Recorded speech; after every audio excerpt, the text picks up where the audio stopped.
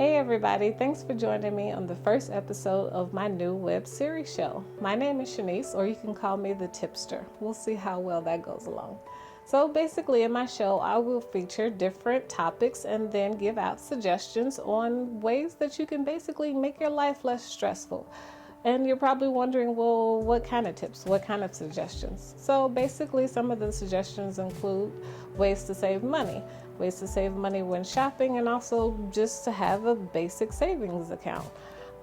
Ways to wake up easier. I know a lot of people have trouble getting out of bed in the morning, snacking in a healthier way without spending money at fast food restaurants and things of that nature. So let's jump into it. Today's topic is sleeping, getting out of bed. I know we all have issues with waking up early, and not so much as the fact of waking up early. Whether you're a morning person or not, it's still sometimes tough to get out of bed. I mean, you're laying there in bed, you've got your 8 to 9 hours, you're so comfortable, you're warm, and you probably had the best dream of your life. And then what happens? You hear that annoying buzzing sound. So, suggestion 1. For you coffee lovers, I suggest purchasing a coffee machine that is programmable. Basically what that means is the coffee machine has an alarm clock on it.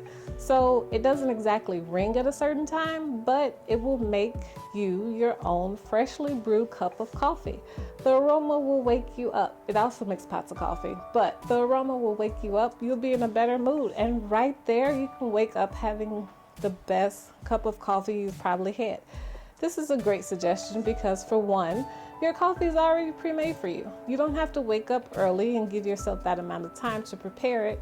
And not only that, you save money by eliminating something such as Starbucks or Dunkin' Donuts. And you've saved yourself some time by eliminating that stop. Suggestion number 2. For those of you who already have alarm clocks, instead of placing it next to your bed like I had mine, you're more likely to hit the snooze button. So, best suggestion, place it across the room from you, on the other side. This way, it'll make you're forced to get up and actually turn off your alarm clock, because otherwise it's just going to continue to buzz. By physically getting up and out of bed, you're less likely to get back into bed and actually fall asleep. I would suggest maybe doing this last minute. A lot of times I have several alarms to wake me up, but this does put me in a bit of a grumpy mood because it seems like I only slept for like 2 minutes, when in actuality I slept for 10. And I also like to give myself a little bit of extra time just to lay there in bed, about 30 minutes, me personally. So if you like to do that, or maybe if you're a person who uses your cell phone, I suggest trying out this new app called SpinMe Alarm Clock. Basically, with this app, your cell phone alarm will go off, and you have to physically put your thumbs onto the cell phone and spin around in circles. I suggest doing this last, primarily because the alarm does not stop until you physically get up and turn around in circles.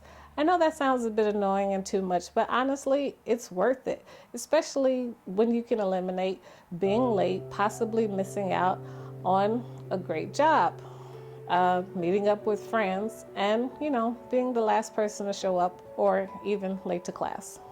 But I'm pretty sure being late to work is the worst. I would suggest maybe having that alarm for last, but, it's up to you. That app, SpinMe Alarm Clock, is actually free for Android users, and it's only 99 cents for Apple or iPhone users. So a small investment, but hey, give it a try and see if you like it. If not, please let me know. My last suggestion is called Sleep Cycle. With this app, this allows you to wake up at a more appropriate time when you're closer to waking up. Basically, this app measures your REM rhythm. And what that means is this alarm won't go off when you're in a grumpy mood. It will go off at a time period when you're at your lightest sleeping point. So basically, you would set a window of time that you're ready to wake up, and it will slowly and smoothly wake you up. So you're less likely to wake up in a grumpy mood. You can just, it'll suck to still get up, but you gotta do what you gotta do. We all got things to do. So might as well get her done.